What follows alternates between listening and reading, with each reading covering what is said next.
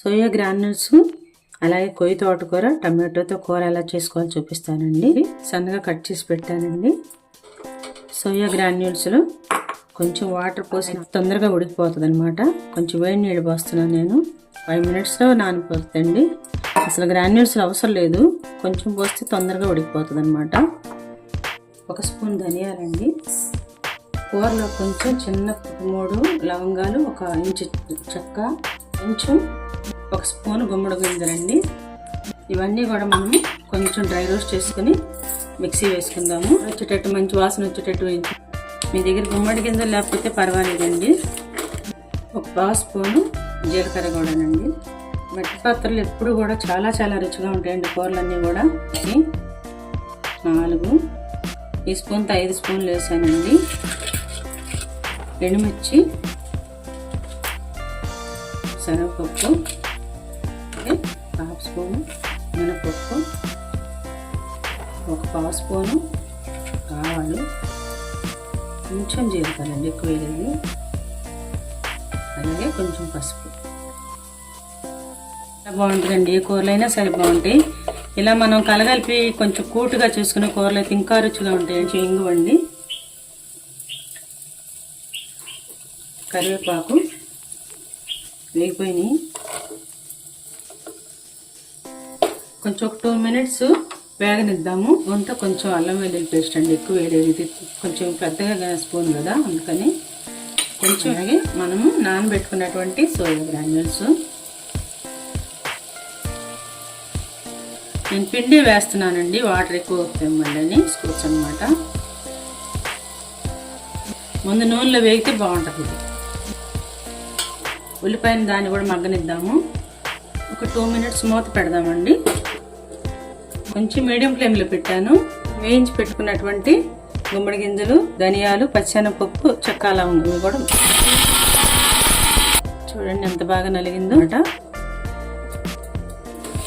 చాలా వరకు మధ్య మధ్యలో తిప్పాలండి అడుగంటకుండా, ఎందుకంటే కొంచెం కొత్త చెట్టు ఇది. బాగా కొత్త వాటిలో కొంచెం అడుగంటుంది తొందరగా. కొయ్య తోటకూర ఆకు చాలా మంచిదండి ఆరోగ్యానికి. ఏ విటమిన్ ఉంటుంది దీంట్లో, కళ్ళకంతా కూడా చాలా మంచిదన్నమాట, డైజెషన్ కానీ.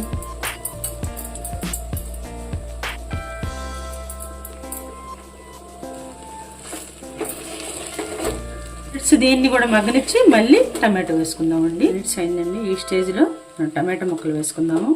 ఒక 4 వేస్తున్నానండి నేను.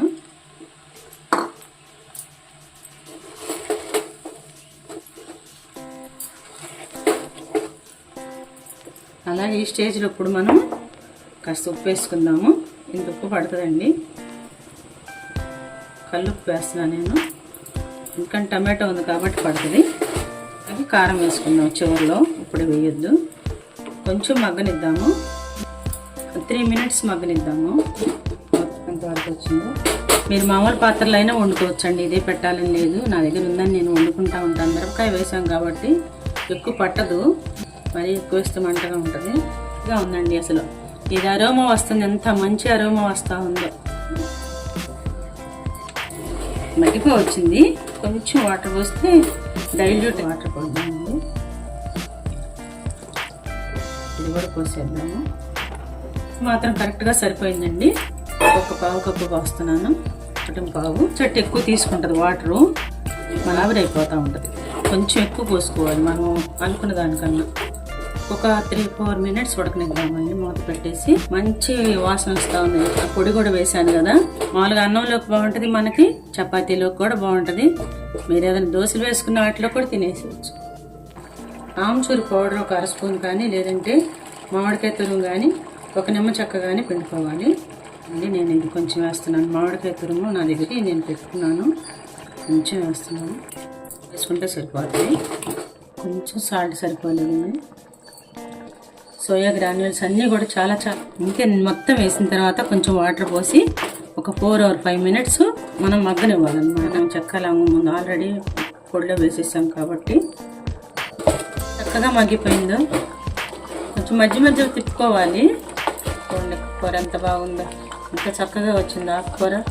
హెల్దీ ఫుడ్ అండి సోయా గ్రాన్యూల్స్, కొయ్య తోటకూర, టమాటో ఇవన్నీ కూడా మనకి ఆరోగ్యాన్ని ఇచ్చే ఫుడ్ నేను తీసేద్దాం. ఇంకా స్టవ్ అయిపోయిందండి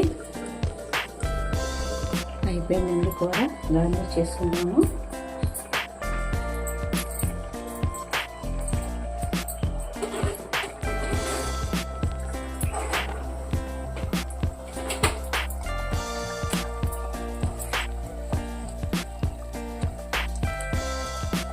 కూర చేసుకుని చక్కగా హెల్దీగా ఉండాలండి. అందరూ ఇలాంటి హెల్దీ రెసిపీస్ కామెంట్స్ పెట్టండి ఎలా ఉందో అని. ఎంతో రుచికరమైనటువంటి కొయ్య తోటకూర టమాటో సోయా గ్రాన్యూల్స్ అండి కర్రీ రెడీ. మీరందరూ కూడా మీరందరూ చేసుకుని టేస్ట్ చేసి ఎలా ఉందో చెప్పండి. థ్యాంక్ యూ సో మచ్ అండి.